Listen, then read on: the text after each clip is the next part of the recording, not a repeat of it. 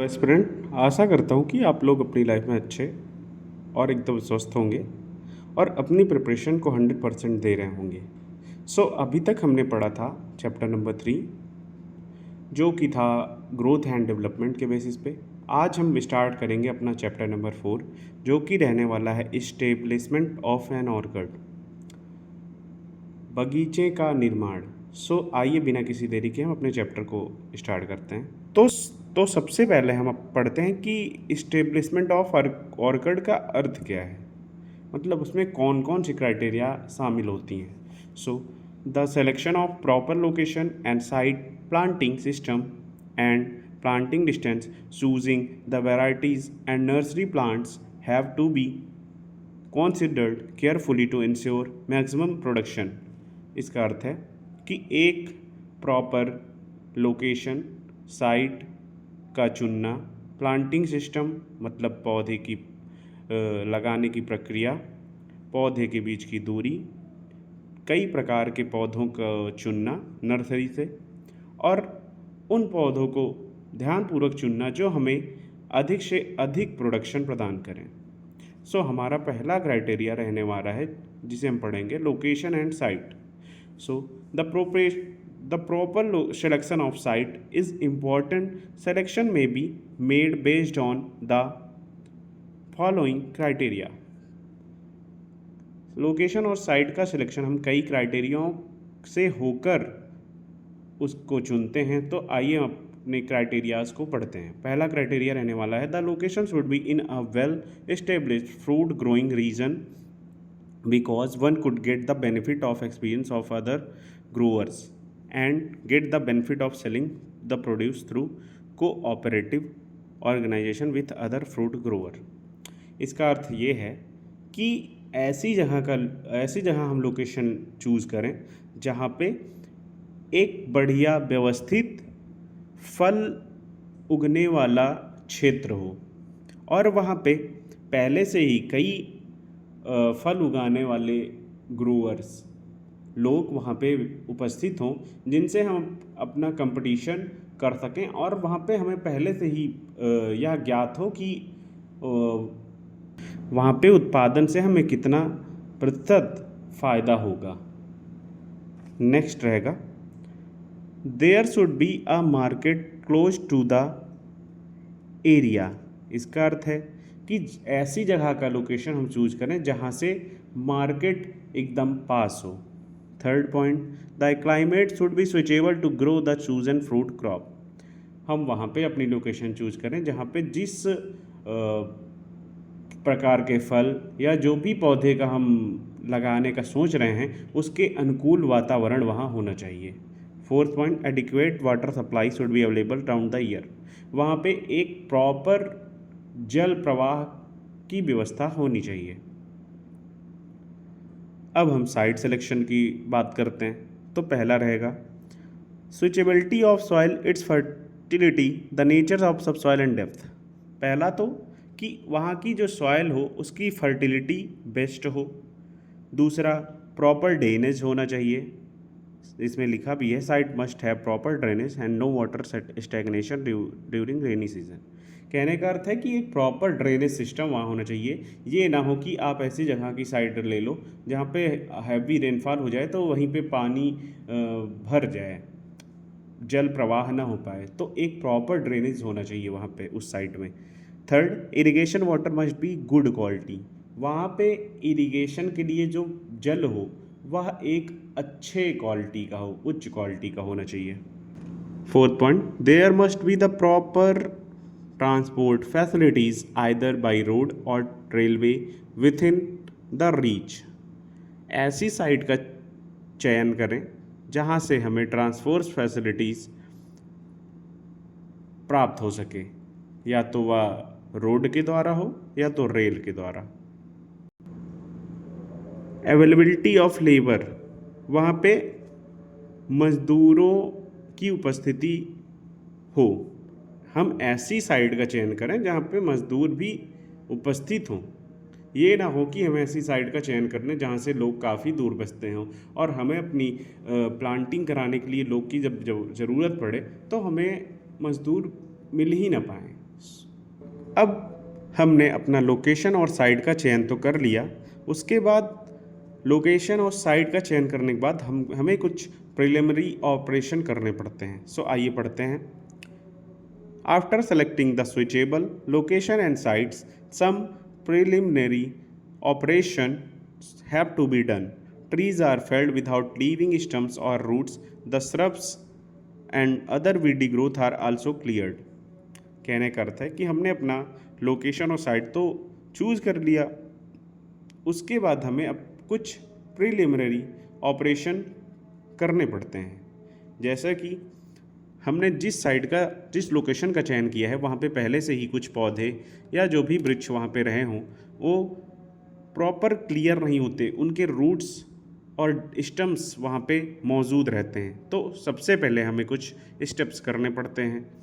पहला deep ploughing करनी पड़ती है, गहरी जुताई करनी पड़ती है वहाँ पे, जो कि इसेंशियल होती है बिग रूट्स को मिटा। अभी आपको मैंने बताया ना कि जिस साइट्स को हमने चुना है वहाँ पे पहले से ही अगर कुछ पौधे मौजूद हैं तो वह प्रॉपर तरीके से नहीं हट पाते, तो हमें एक गहरी जुताई करनी पड़ेगी जिससे कि वह जड़ें जो हैं वह वहाँ से साफ़ हो सकें।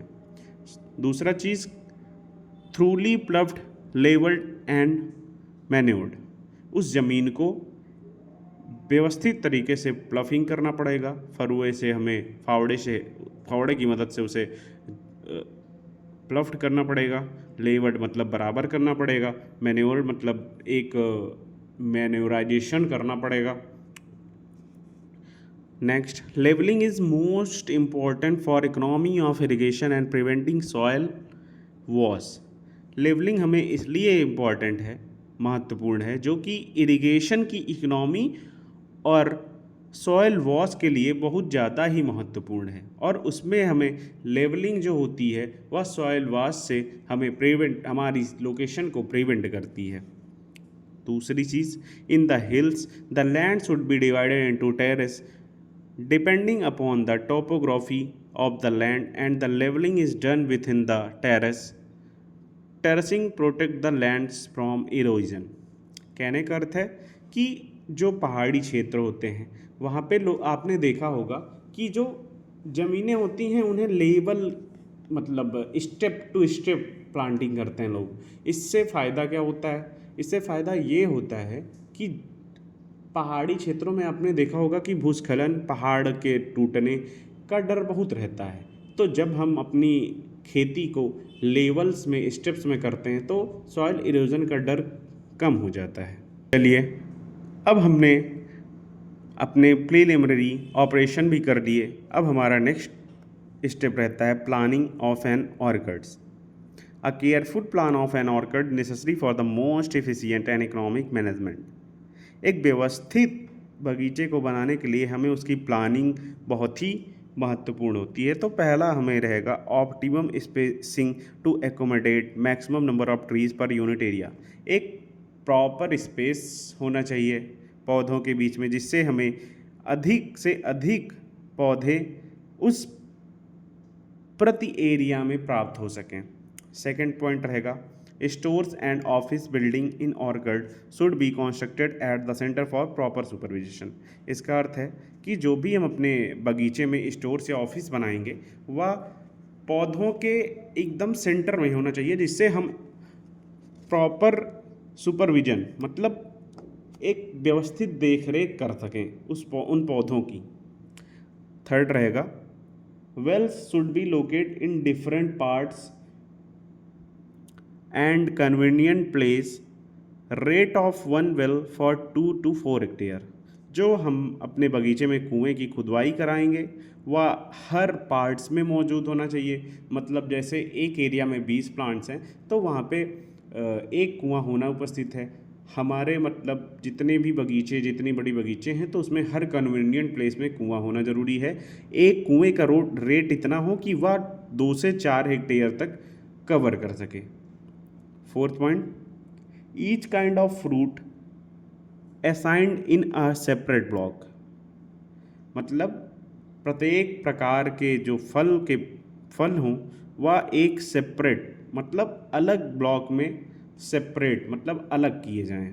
पांचवा, fruit ripening at the same time should be group together.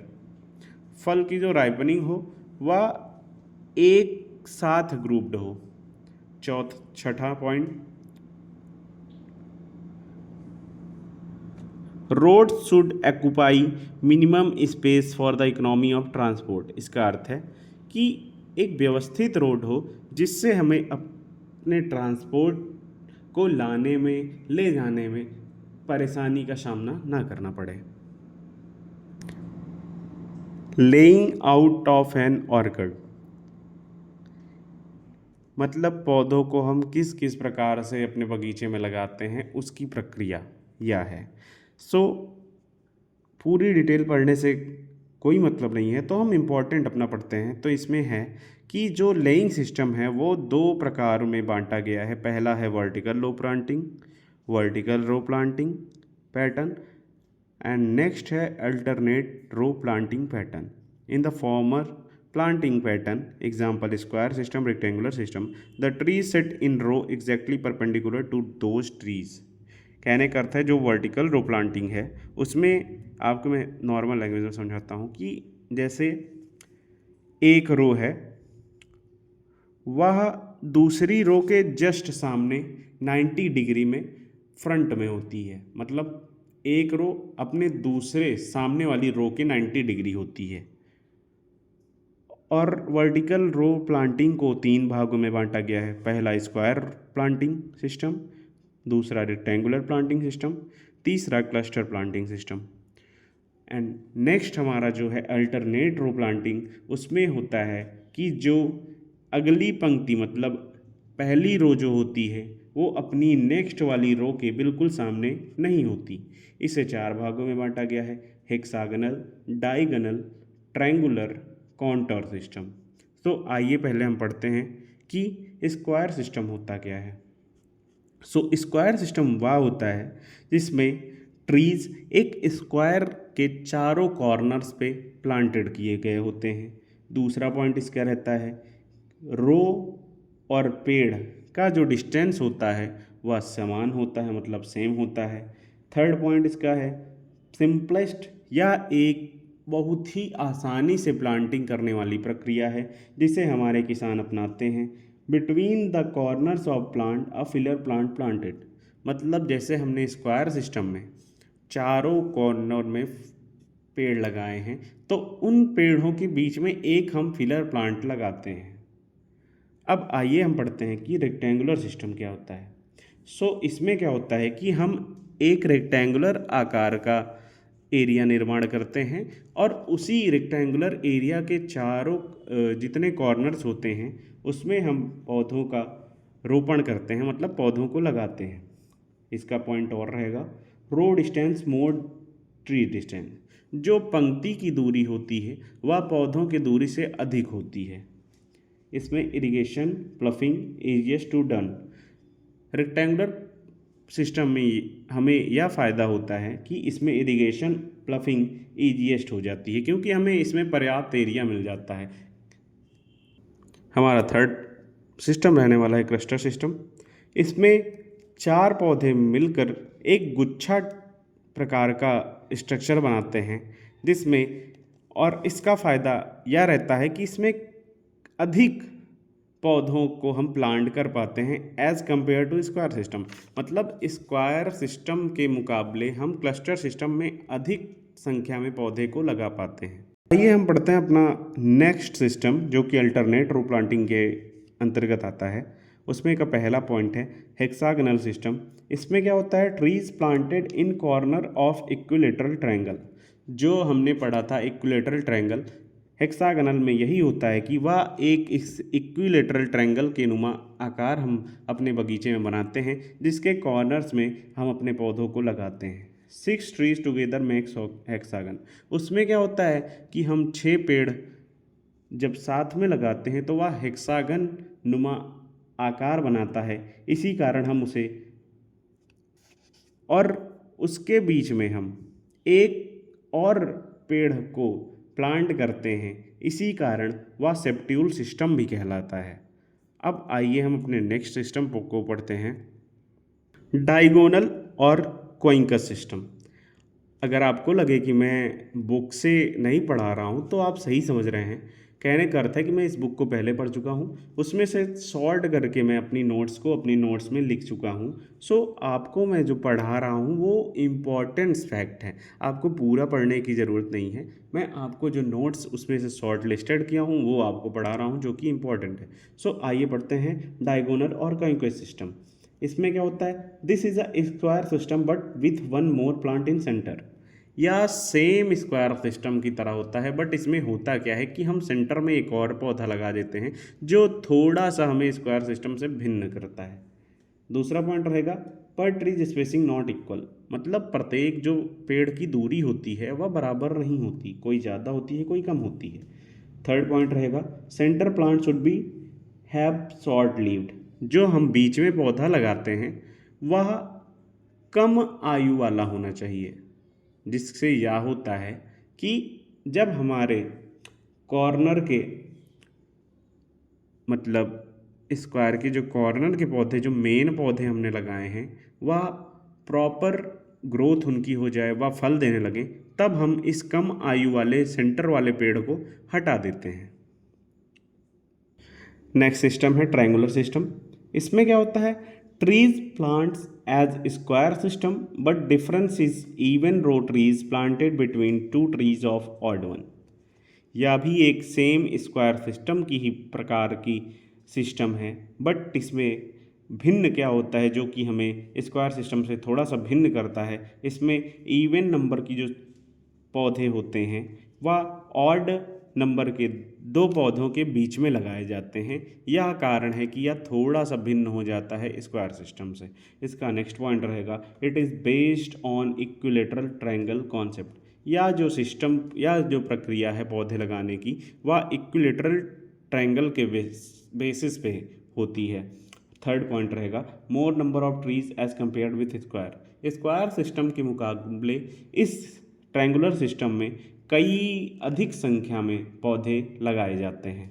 आइए थर्ड सिस्टम पढ़ते हैं, फोर्थ सिस्टम पढ़ते हैं, contour system. This system accepted in hilly areas.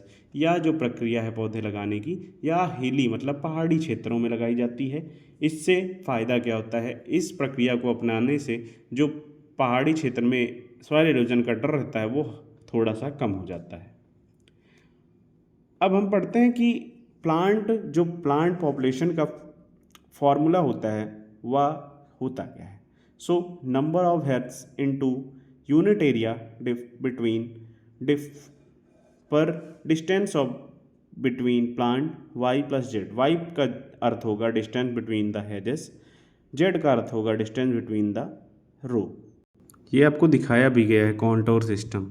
इसमें देखिए आप कि कॉन्टोर सिस्टम में प्रक्रिया कैसे होती है। पहले दो स्टेप वाइज स्टेप, इसको आप अच्छे से समझिए इस वाले फिगर से। देखिए इसमें आप पहले लेयर में 3 पौधे लगाए गए, दूसरे लेयर में इतने पौधे लगाए गए, चौथों में इतने, पांचवें में इतने, कुल मिला के इसमें स्टेप बाय स्टेप प्लांटिंग होती है, मतलब लेवल्स टेरेस बनाकर। अब आइए पढ़ते हैं नेक्स्ट टॉपिक को अपने, जो कि रहने वाला है पौधों के बीच की दूरी। So the minimum vertical distance maintain between two trees called planting distance.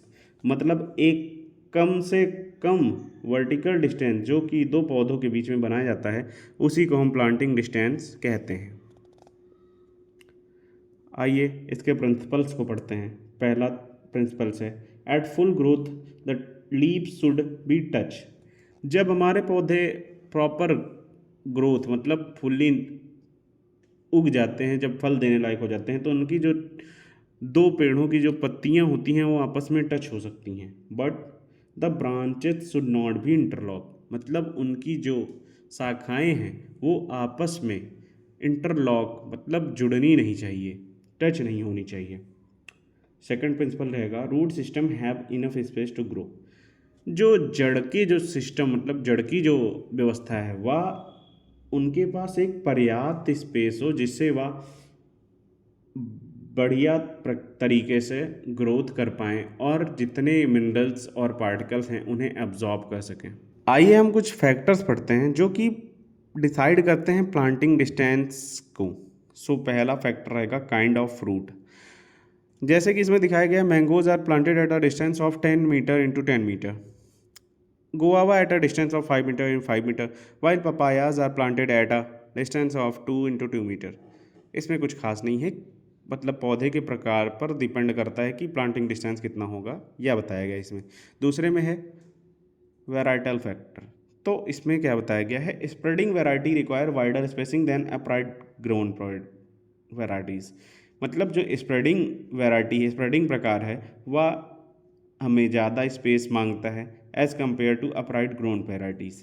तीसरा रहेगा low rainfall areas required wider spacing, वह एरिया, वह क्षेत्र जहाँ पे कम बारिश होती है, वह ज़्यादा स्पेस की डिमांड करता है। चौथा, fertile soil allows closer spacing, जो फर्टाइल मिट्टियाँ होती हैं वह क्लोजर मतलब ज़्यादा दूरी वाली स्पेसिंग को नहीं मांगती, मतलब उन्हें थोड़ी ही दूरी में अगर लगा दो तो उसमें कोई प्रॉब्लम नहीं होती। पांचवा पॉइंट रहेगा different root stock produce different root size, मतलब कई प्रकार के जो जड़ें होती हैं वो कई साइज में अपने प्लांट को ग्रोथ देती हैं।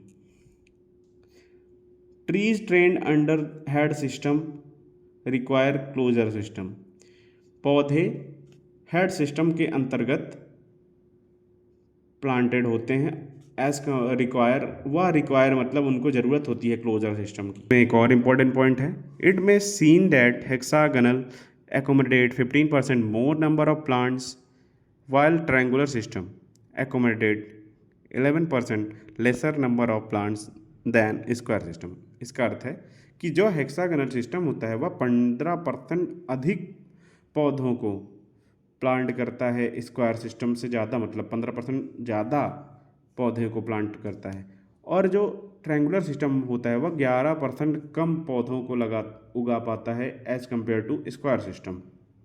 नेक्स्ट पॉइंट है HDP, जिसका फुल फॉर्म रहने वाला है high density planting system.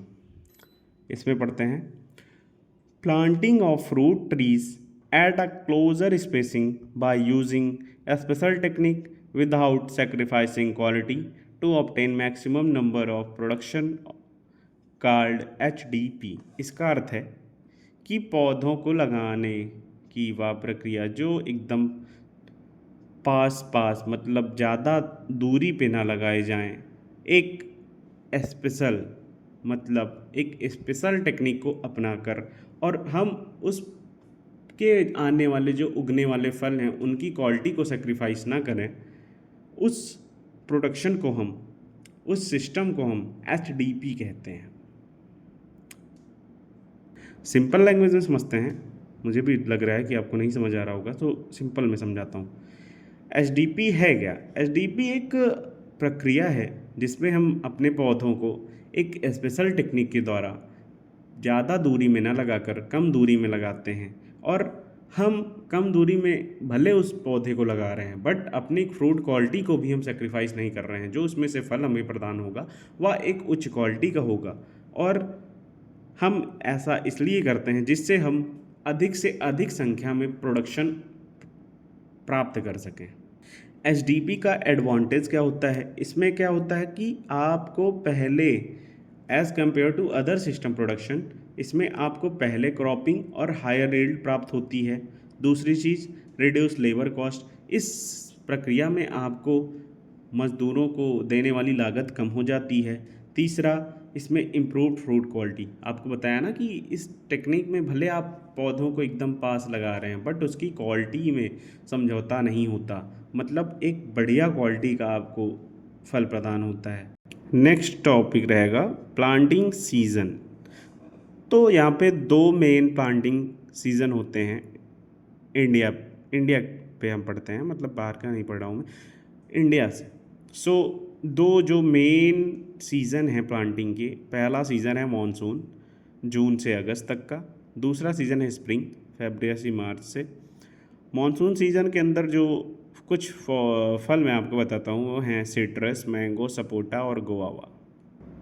Next point है planting method. It is a technique of planting trees exactly mark position in an orchid, या एक प्रक्रिया है जिससे हम पौधों को मार्क करके उसको रोपण करते हैं, मतलब उसको लगाते हैं। प्लांटिंग बोर्ड होता है इसमें एक, जिसकी लेंथ होती है 1.5 मीटर, विड्थ होती है 10 सेंटीमीटर, थिकनेस होती है 2.5 सेंटीमीटर। जो प्लांटिंग बोर्ड होता है उसका फीचर होता है कि 1 सेंट्रल नोच, मतलब एक होल होता है बीच में, हर दोनों एंड में एक होल होता है, मतलब टोटल नंबर ऑफ होल्स 2 होते हैं उस प्लांटिंग बोर्ड। आपको मैं फिगर के हेल्प से बताता हूँ कि प्लांटिंग बोर्ड कैसे प्रोसेस करता है। सो पहले आप क्या करेंगे, देखिए पहले अपना प्लांटिंग बोर्ड रखिए, उसमें जो सेंट्रल नोच होता है वहाँ पे मार्कर स्टेक, जो मतलब प्लांटिंग मार्कर होता है, ये आपको जो दिख रहा है ना, ये है आपका प्लांटिंग मार्कर स्टेक, इसे बोलते हैं। दूसरा स्टेप रहने वाला है inserts 2 small stake into the end of holes, मतलब ये जो एंड ऑफ होल्स हैं 1 2, यहाँ पे जो हमने स्टेक्स लगाए हैं वो बता रहा है कि मतलब 2 स्टेक्स लगाइए प्लांटिंग बोर्ड में एंड में। तीसरा स्टेप रहने वाला है remove the board without disturbing stake, मतलब इसमें आपने चेंज क्या देखा होगा सी वाले फिगर में, इसमें आपके स्टेक्स तो लगे हैं कॉर्नर में, बट जो बोर्ड है उसे हमें हटाना होता है बिना इस दोनों स्टोक को हिलाए हुए। फोर्थ प्रोसेस जो रहता है, plant the trees at the mark position.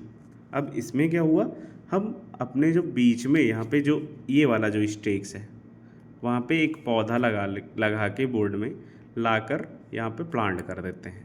अपना 2 स्टेक्स तो पहले से लगा था, तो हम जो वहाँ पे बीच वाला स्टेक रहता है उसको हटाकर एक पौधा ला देते हैं और यहाँ पे प्लांट हो जाता है। यही प्रक्रिया होती है प्लांटिंग मेथड इसका बोर्ड के द्वारा। हमारा लास्ट टॉपिक है ट्रांसप्लांटिंग। इसकी डिफिनेशन रहने वाली है, it is the process of planting nursery grown plant at their permanent place in the orchard, या ऐसी प्रक्रिया है जो कि नर्सरी में पहले से उगे हुए पौधों को अपने बगीचे में एक फिक्स एरिया में लगाने की प्रक्रिया को ट्रांसप्लांटिंग कहते हैं। आइए मैं आपको वीडियो की हेल्प से दिखाता हूँ कि ट्रांसप्लांटिंग है क्या। इसमें फिगर में भी दिया गया है बट आप नहीं समझ पाओगे, तो आपको मैं वीडियो की हेल्प से बताता हूँ। Wait a second. इसमें कई मेथड हैं, बस आप नॉर्मल वाला देखिए ये वाला। इसमें क्या कर रहे हैं समझाता हूँ। देखिए इसमें पहले क्या किया गया है, इसमें पहले से वो उस मिट्टी पर एक होल किया गया ट्रांसप्लांटर के हेल्प से, देन मिट्टी को बहाया, फिर प्लांट को लिया और उस होल पे लगा दिया। बस यही प्रोसेस होता है ट्रांसप्लांटिंग का, नॉर्मल होता है। पहले आप उस ट्रांसप्लांटर की हेल्प से वहाँ मिट्टी पे होल करो, देन जहाँ पे प्लांट लगाया उसे पैर की हेल्प से लो और वहाँ पे होल पे प्लांट कर दो।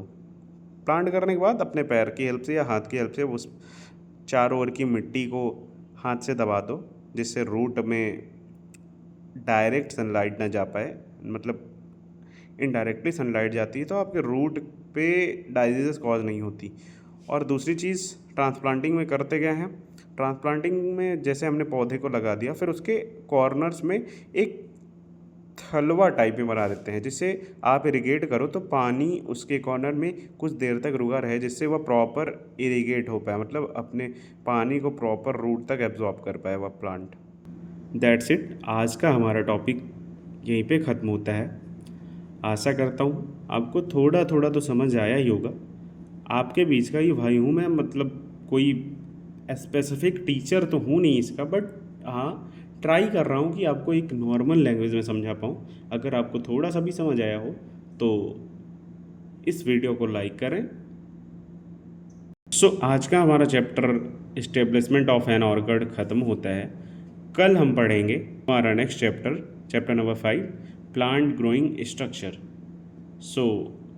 इस वीडियो को देखिए, इसकी हेल्प से अपने रिवीजन में हेल्प लीजिए और अपनी DHO की प्रिपरेशन को 110% दीजिए। Thank you for watching my video.